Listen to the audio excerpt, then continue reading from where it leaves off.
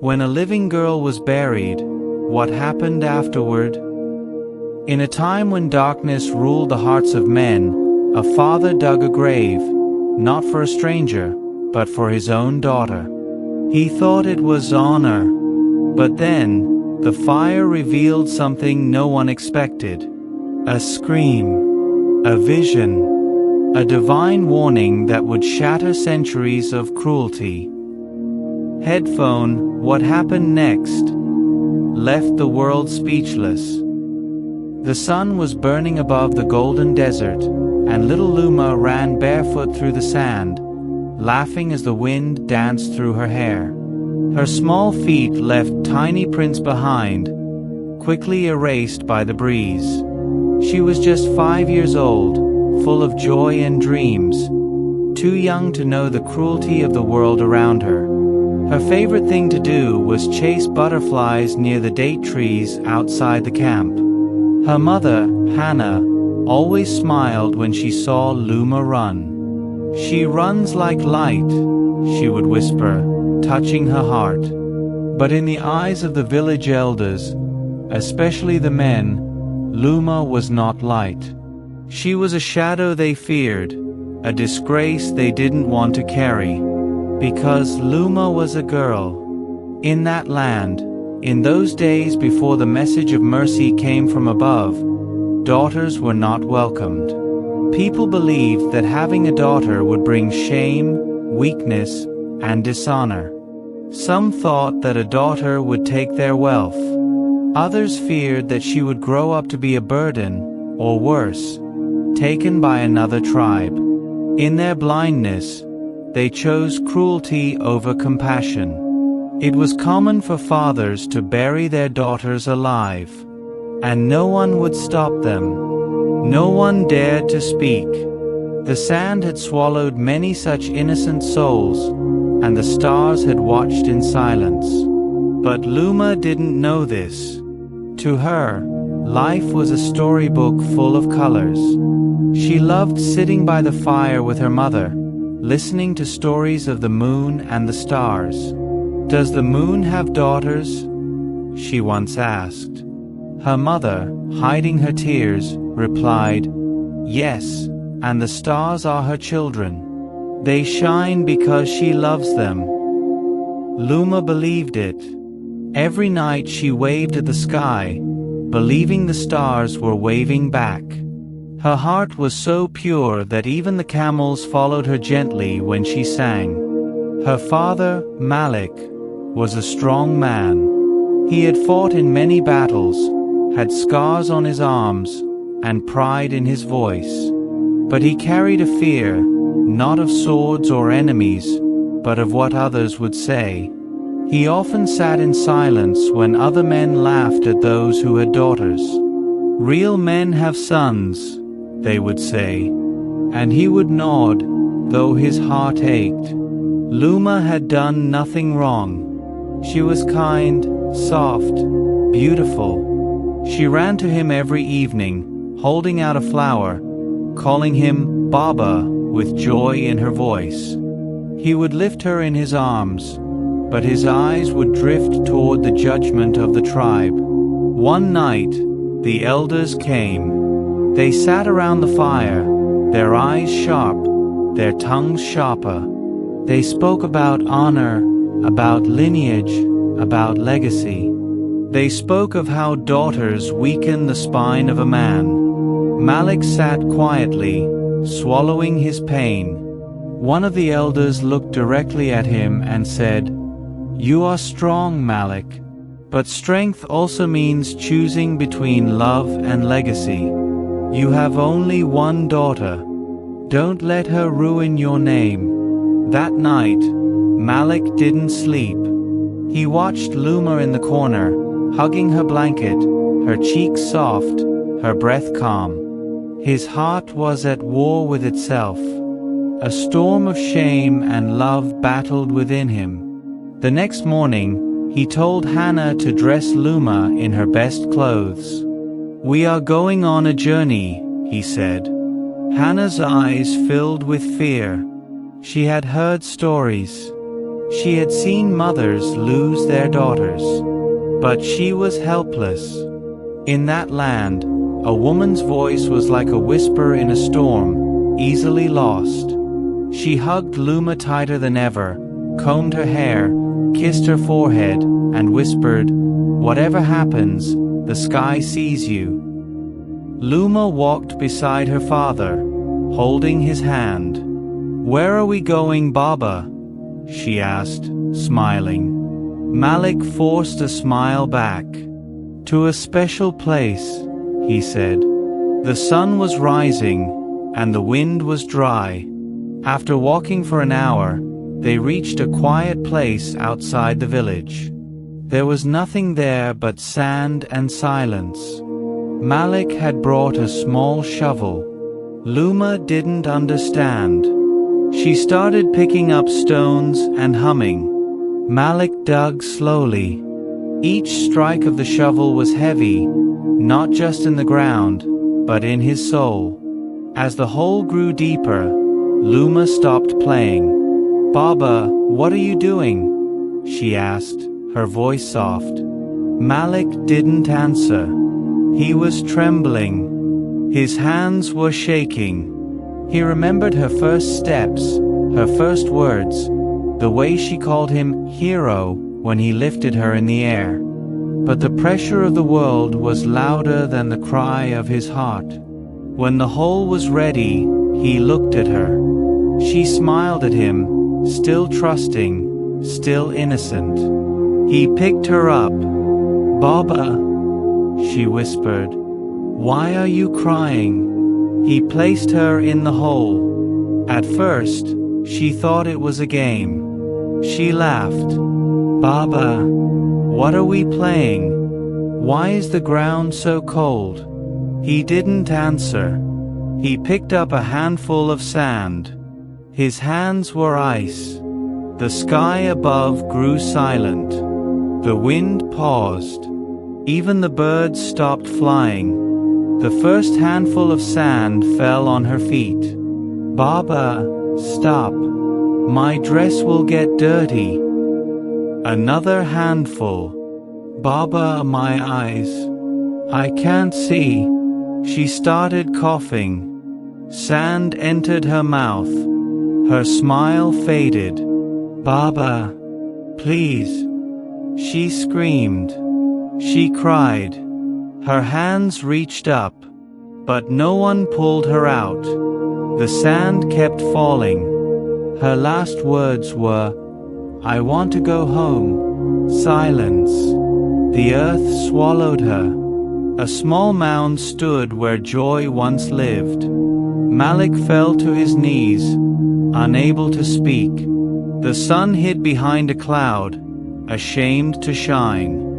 Far away, in the heavens, the angels wept, and the Lord of the skies recorded every grain, every tear, every scream. One day it would be asked, and when the girl buried alive will be asked, for what sin was she killed? Surah at-Takwir, 81:8-9. That day had not yet come, but it would. And on that day, Luma would speak. The desert was quiet. The place where Luma was buried looked like any other patch of earth. Dry, plain, silent. No sign showed that a child had once laughed there, played there, trusted there. The sun kept rising and setting, the stars kept shining, but one star, the little star named Luma, had been hidden beneath the soil. And though the world moved on, some hearts never did. Back in the tent, Hannah waited. Her eyes never blinked. Her fingers clutched the edge of her dress. She had watched her husband walk away with their daughter, and deep in her heart, she knew. A mother always knows. Hours passed, then more. The sky turned orange, then black.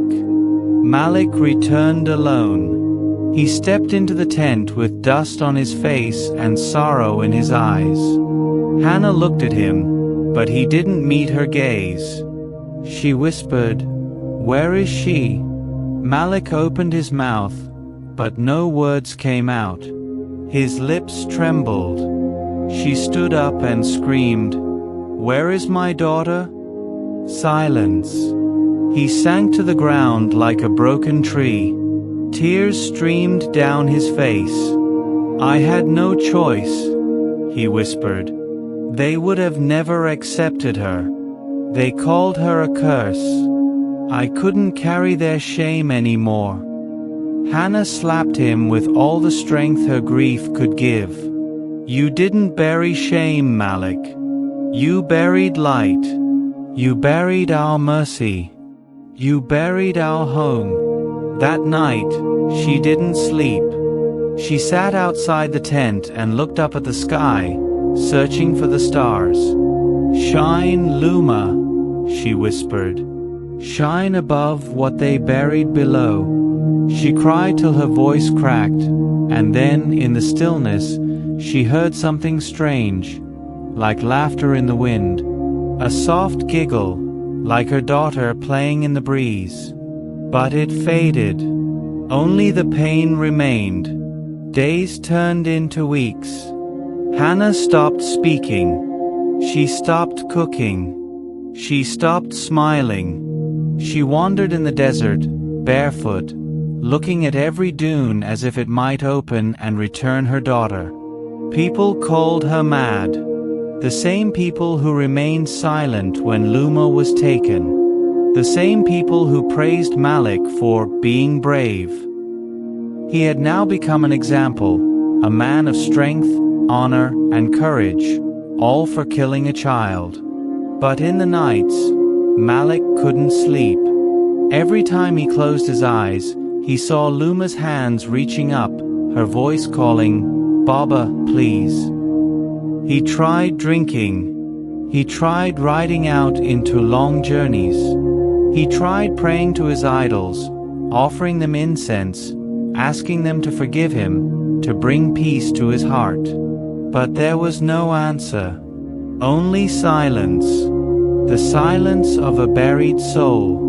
One evening, a stranger arrived in the village. He was different. He didn't dress like them. He didn't speak like them. But his eyes carried light, and his presence felt like a warm breeze in a cold cave. He sat under a tree, and people gathered around him. He spoke of something new, something many had never heard before. He spoke of a God who sees all, a Lord who loves, a Master who hears the cries of the oppressed, and who knows every tear, every grain of sand, every innocent soul buried without reason. He told them, one day, the skies will break open, the graves will be overturned, and every buried daughter will rise and speak, and her words will burn louder than the sun. Malik, standing at the back of the crowd, felt like the earth had shifted beneath him. His knees grew weak. He turned and walked away, shaking. His heart screamed, "Luma will speak?" He ran that night to the desert, to the place where he had buried her. He fell to his knees and started digging with his bare hands, crying, sobbing, shouting her name. But there was nothing. Only the memory. Only the wound. He whispered to the sky, "I was wrong.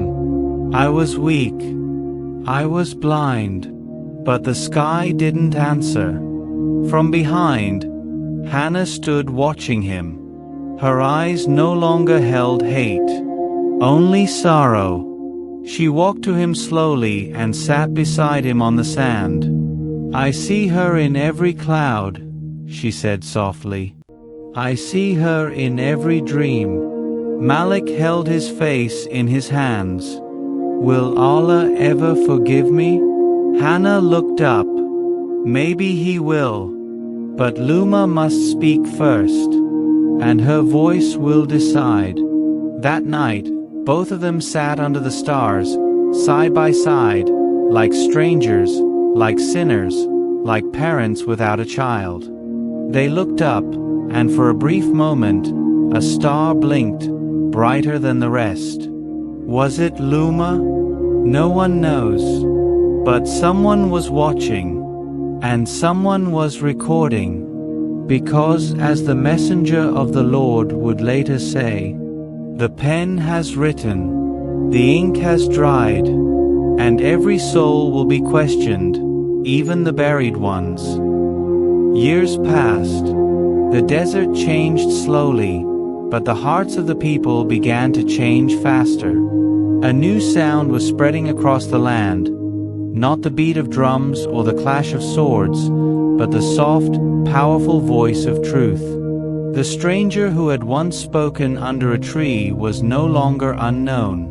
His name was now whispered in homes, cried in prayer, and written in hearts. Muhammad, peace be upon him, the messenger of Allah. He spoke of one God, not idols, not stone, not stars, but the creator of the heavens and the earth, the one who watches over every soul, even those buried in silence. His message was simple yet powerful. Kindness is strength, mercy is honor, and daughters are a blessing. The hearts that had once been like stone began to melt. But not everyone accepted his words. Some laughed, some threatened, some grew angry, and some remembered. Malik was now an old man. His beard had turned white, his back had bent with time, but the weight of one memory remained strong. Luma. Not a day went by that he didn't see her face in his dreams, her eyes in the stars, her voice in the wind. He had become a quiet man. He no longer sat with the elders, no longer spoke of pride or honor. He spent most of his time outside the village, near the old place, the place where dust covered what once was joy. Hannah had softened too. She had forgiven him, though she had never stopped grieving. She found comfort in the new message. She had secretly accepted Islam after hearing the words of the messenger. She would whisper prayers at night, asking Allah to unite her with her daughter in Jannah, where no one is buried and no child is lost. She prayed that one day, Malik would accept the truth too. One night, a traveler came to the village and brought news. The Prophet has spoken words that shook the hearts of many, he said. He recited a verse from Allah. It spoke of the buried girl. The people listened as he repeated the verse. And when the girl buried alive will be asked, for what sin was she killed? Surah At-Takwir, 81:8-9. The words were simple, but they fell like thunder. Malik was in the crowd. His face turned pale. He dropped the jug he was holding. The sound of clay breaking echoed in his ears, but louder still were the words of that verse. His legs carried him to the desert again. He stood on the mound where he had once buried Luma and fell to his knees. Ya Allah, he whispered for the first time. I was a murderer. I was a coward. I killed my own light to protect my shadow. The wind blew gently, as if listening. He sat there till morning. When he returned, he went straight to Hannah. His face was wet with tears. Tell me what to do, he said. Tell me how to wash this blood from my hands. She looked into his eyes, then listened to the one who was sent with mercy. And so, that day, Malik walked to the nearest place where the followers of the messenger gathered. He was quiet, ashamed, nervous. But when he arrived, the man who greeted him did not curse him. He did not shout. He welcomed him with warmth. You are still alive, the man said, which means Allah is still calling you. Malik lowered his head and said the words of truth. La ilaha illallah, Muhammadur Rasulullah. The weight he had carried for years began to lift, but not fully, because he still feared the day of rising, when every secret would be revealed. That night, he dreamed again. He saw Luma, but not in the hole, not in the dust. He saw her in white, glowing, standing on a vast plain under a golden sky. She looked at him, not with hate, not with anger, but with sadness. "Baba," she said, "why did you not protect me?" Malik fell to his knees in the dream and wept. "I didn't know better. I was afraid." She came closer and touched his face. "I missed you." Then she turned and walked away, disappearing into light. Malik woke up crying. He whispered to the sky, "Ya Allah, let me meet her again, not in dust, but in light." He spent the rest of his days praying, feeding the poor, and telling others, "Your daughters are not a shame. They are a test, and a chance for Jannah." He was not perfect, but he was changing, because of one girl, one scream, one verse, and the promise that one day, when the graves are opened, the buried will speak. The years continued to pass, and the world began to change. The message of Islam spread across the sands, reaching hearts that had once been hardened by pride and fear. The words of Allah, recited by His messenger, turned cruel traditions into forgotten shadows.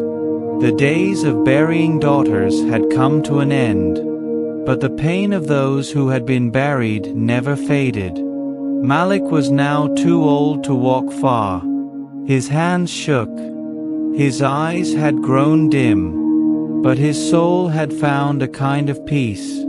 He spent every day sitting under a tree near the old place in the desert, reciting prayers, whispering Luma's name, and talking to the one who sees all. He no longer feared death. He only hoped for one thing: forgiveness, and a chance to see Luma again. One evening, as the sun dipped behind the dunes and painted the sky with shades of orange and gold, Malik sat quietly, breathing slowly, the wind brushing his face like a soft goodbye. Hannah sat beside him, holding his hand, whispering verses of hope. He looked at her with weak eyes and said, "Do you think she'll recognize me?" "She never forgot you," Hannah replied, "and Allah never forgot her." That night, Malik passed away. His last words were, "Ya Allah, return me to her, but not in dust, in light." They buried him far from the place where he had buried his daughter. He was buried with prayers, with tears, with love, the kind of burial Luma never received.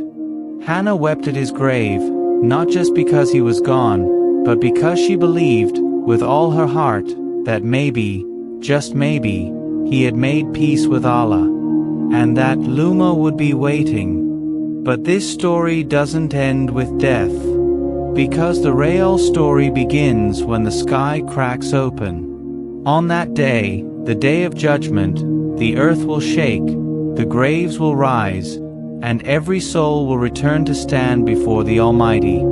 Every hidden deed will be revealed. Every secret will be spoken. The winds will stop. The sun will dim. The people will stand, barefoot, silent, and shaking. And from beneath the sand, Luma will rise. She will not be broken. She will not be dirty. She will not be afraid. She will stand like a light from heaven, her little face calm, her hands clean, her heart pure. Angels will surround her. The scrolls of deeds will be opened. The skies will echo with the voice of justice. And then, a voice might say, "O buried girl, for what sin were you killed?" The universe will listen. Every murderer will tremble. Every liar will fall silent. And Luma will speak. Her voice, soft but full of truth, will rise through the silence. I was 5 years old. I loved butterflies. I loved to sing. I loved my mother. And I loved my father. Her voice will shake the skies. I had no sin. I had no shame. I only had dreams. And I was buried before I could live them. Tears will fall from the eyes of angels. The world will be judged not just by wars and kings, but by the way it treated its weakest, its children. And then, one by one, other children will rise from the dust. One girl, then another, then hundreds, then thousands. All the voices that had been silenced by fear, culture, shame, and ignorance, now rising like stars. They will not seek revenge. They will seek justice. And Allah, the most just, the most merciful, will listen. Malik too will rise, his face pale, his heart trembling. He will look around, searching for the one voice that haunted him in life and saved him in death. And then he will see her, Luma, not as a girl in a grave, but as a queen in light. He will fall to his knees. Forgive me, he will cry. I buried you. I destroyed you. I failed you. But she will walk to him with a calm face and look into his eyes. I missed you, she will whisper. And if Allah wills, she will say, I forgive you. And if Allah wills, He will forgive too. Because mercy belongs to Him, and no sin is too heavy for His forgiveness. And just like that, the grave that once swallowed love will now be open to mercy. Because the one who created Luma never forgot her. Not when she played, not when she cried, not when she was buried, and certainly not on the day she stood before the world and told her story. The day of judgment was not like anything the world had ever seen. It was not just a day of fire or fear, it was a day of truth. Every heart was bare, every secret open, every deed weighed.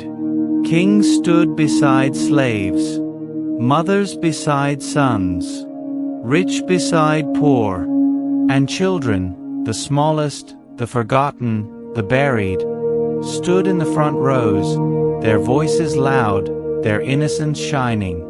Among them stood Luma, no longer a child of dust but a child of light. Her eyes held no anger, only pain, only the question that echoed through all the skies. Why was I killed? And the scrolls began to open. Angels moved across the plains, carrying books, each page filled with every action, every word, every tear. The sinners tried to hide, but where could they go? The earth was no longer a friend, the sky no longer silent. Time itself had stopped, except for the justice of Allah. Malik was called forward. He walked slowly, his feet heavy, his soul trembling. Before him stood not a judge of this world, but the Lord of all creation, the one who had seen him dig, seen him drop the sand, seen him walk away from his crying daughter. He lowered his head.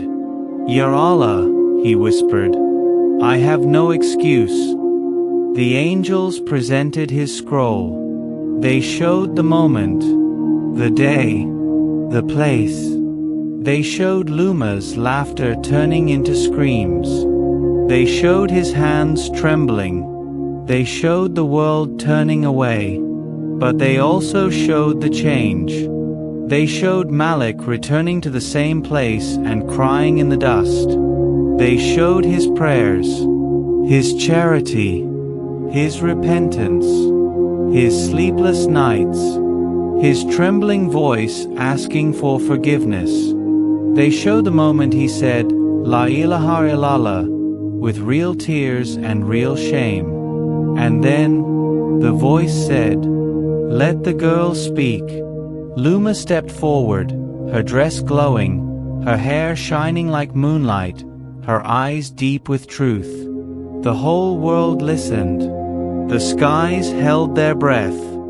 She spoke slowly, each word heavy and clear. My father hurt me, she said, but he also cried for me. He killed me in fear, but he died in faith.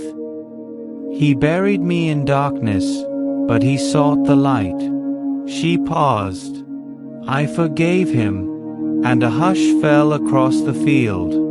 The Lord of mercy does not miss the words of his innocent servant. Then a voice from above said, Because she forgave, and because he returned to me with truth in his heart, I forgive him too. Malik dropped to the ground, weeping in joy and shame at the same time. He could not stop thanking Allah. And as he looked up, he saw Luma smiling at him. Not the smile of a child he left behind, but the smile of a daughter reunited with her father in forgiveness. They were not alone. All around them, other girls were rising. Girls who had been silenced by sand, by shame, by cruel hands. Now they spoke. Some were met by parents who never asked for forgiveness. Those souls were taken away to justice. But those who had repented, who had returned to Allah, who had felt the weight of their crime and spent their lives in tears and service, they were forgiven. Because Allah is more merciful than a mother to her child. And the children, the real witnesses, they were the ones who held the power that day. Power not in revenge, but in forgiveness. Not in hate, but in hope. As Malik stood beside Luma, he looked toward a beautiful gate, shining with light, guarded by angels, covered in pearls and gold. A voice said, Enter, O forgiven soul. But Malik stopped. I don't deserve Jannah, he whispered. And Luma held his hand and said, You do now, not because you were perfect, but because you changed. Together, they stepped forward. One once buried, one once broken, now both whole. Because the day of judgment is not just a day of punishment. It is a day of truth, a day of mercy, and a day when the forgotten rise higher than kings. And Luma, she would never be forgotten again. The wind howled through the narrow alleys of Medina as if echoing the cries of the past. The sounds of the night seemed to whisper of forgotten sins, secrets buried deeper than the bodies of those little girls once laid to rest alive. As the Tribunal for Justice Against Jahiliyyah Practices entered its final week, Zayd, Maryam, and the others knew they were drawing closer to a truth that would change everything. One particular evening, an old woman approached Maryam while she was helping distribute food to the city's poor. Her hands trembled as she handed Maryam a tattered piece of parchment wrapped in worn-out cloth. This, she said, her eyes clouded with age and pain, was written by one of us, one of the mothers who was forced to give up her child. Maryam's hands shook as she read the faded ink.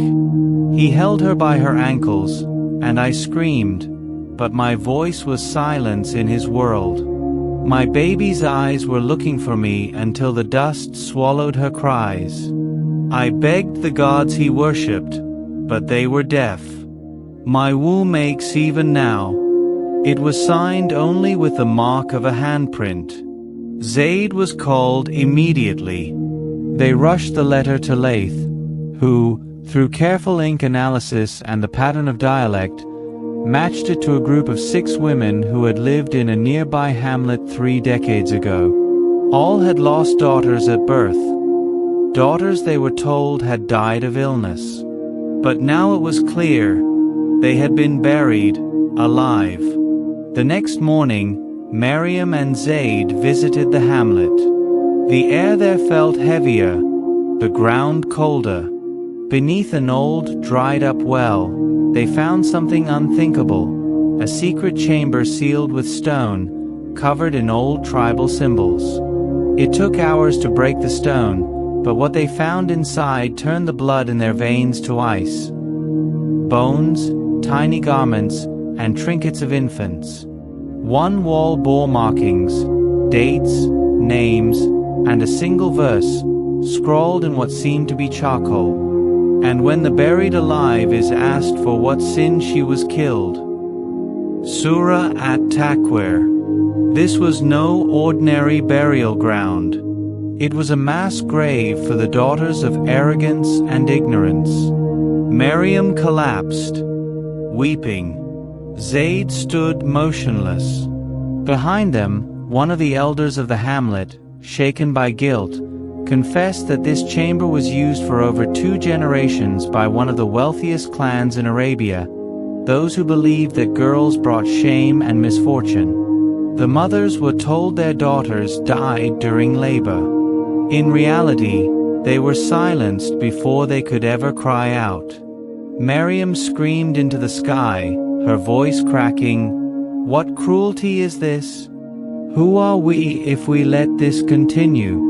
Zaid placed a hand on her shoulder. "We are those chosen to change it." They brought the bones out, one by one, wrapping each in silk, honoring each girl with a name chosen by the mothers who had once mourned in secret. The city gathered to bury them with dignity. As the prayers were recited, the air felt like it was breathing again, as if the very soil had sighed in relief. Yet, not all welcomed this resurrection of truth. That night, an attempt was made on Zaid's life. Poison was laced into his tea by an infiltrator, one of the remaining defenders of Jahiliyyah pride. Zaid collapsed in his chambers. Miriam found him moments later, struggling to breathe, his skin pale. "No, you're not leaving me now, Zaid," she cried. A healer was summoned, and by dawn, Zaid had survived, but barely. The betrayal hurt more than the poison. He had trusted the very man who poured that tea. But now, there was no turning back. The tribunal prepared for its final confrontation, before the people, the witnesses, and even the silent graves that watched from the ground. Evidence was laid, the bones displayed, and the testimonies from surviving mothers read aloud. Tears soaked the city as Miriam spoke with fire and truth. This is not just history. It is a mirror. Let us not bury our women in graves of silence, control, and fear.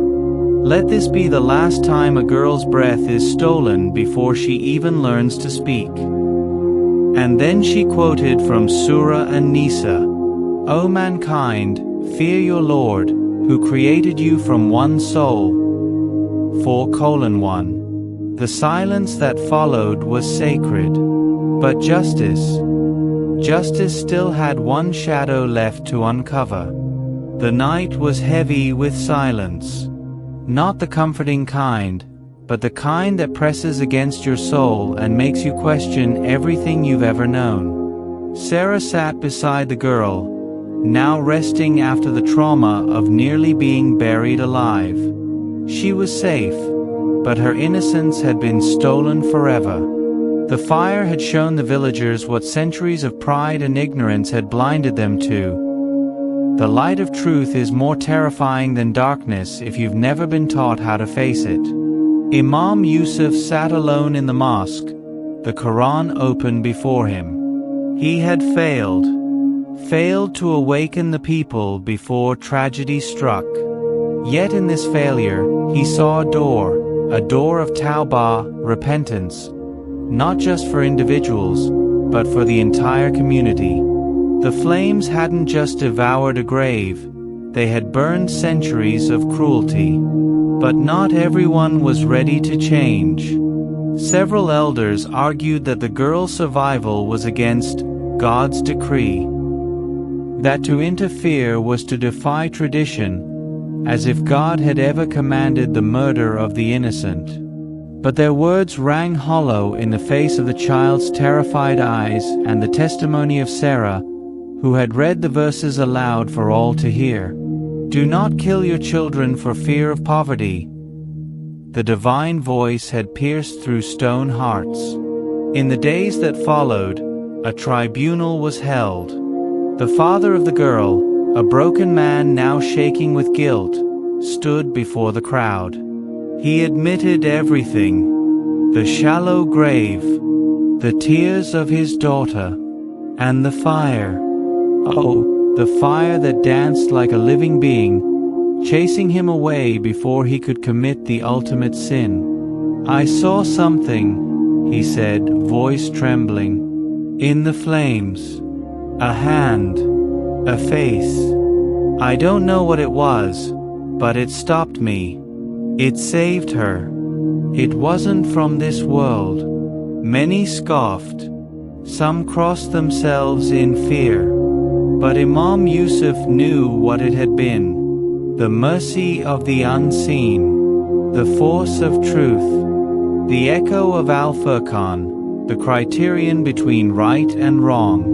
More and more villagers began asking questions about the Quran, about its real message, about what else they had misunderstood.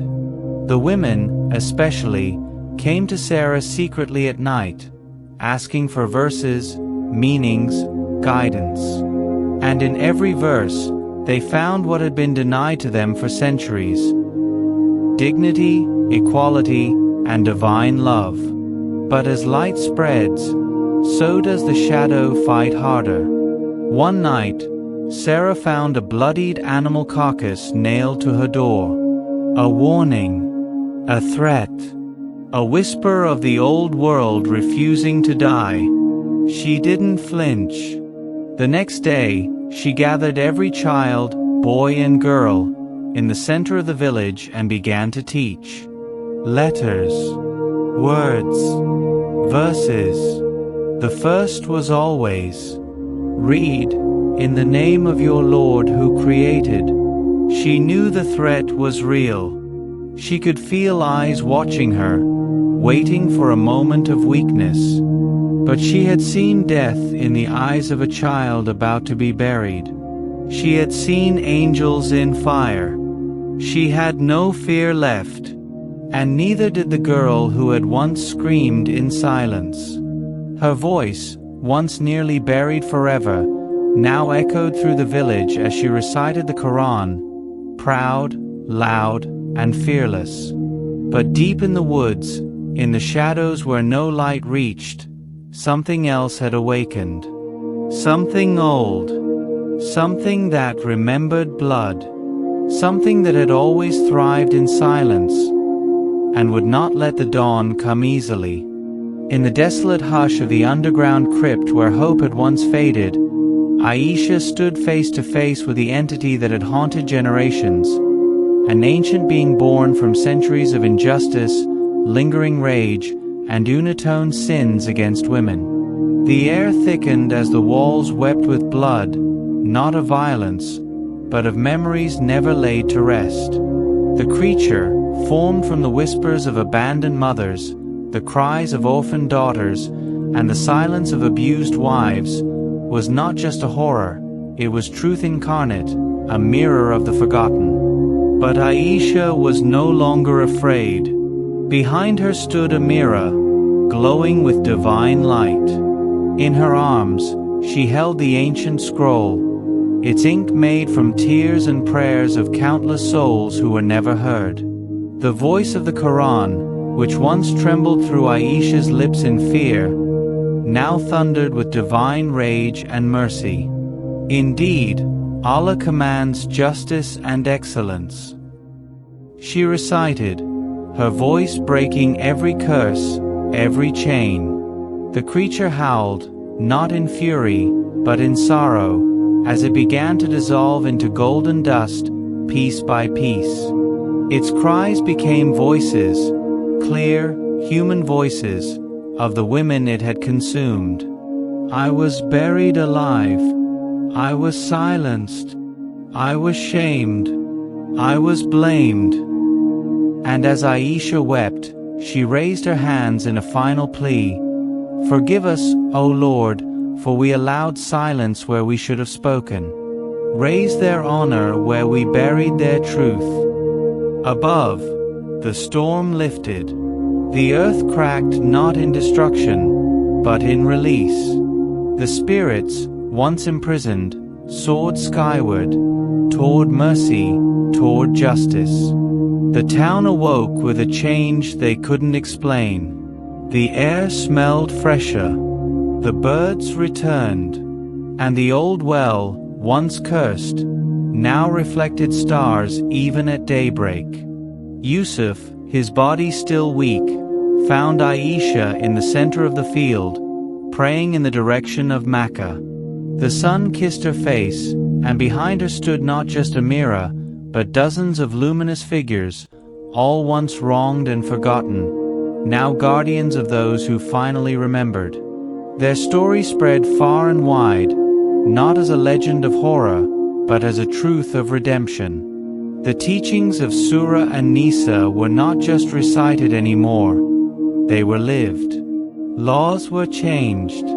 Orphan girls were protected. Widows were embraced, not pitted.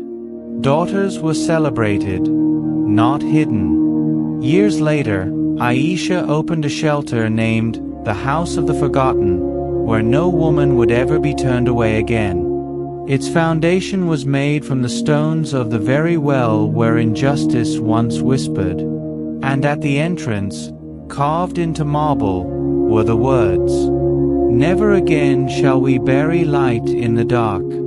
For every woman is a trust from God, and every tear is seen by the one who never sleeps." The horror was gone, the healing had begun, and love, true love, now dwelled in the land that had once wept in silence. If this story touched your heart, don't forget to like, share, and subscribe to our channel for more soul-stirring, Quran-inspired true stories. Dove, let's spread the light of truth, one story at a time. Bell, and don't forget to hit the bell icon so you never miss a story that could change your life.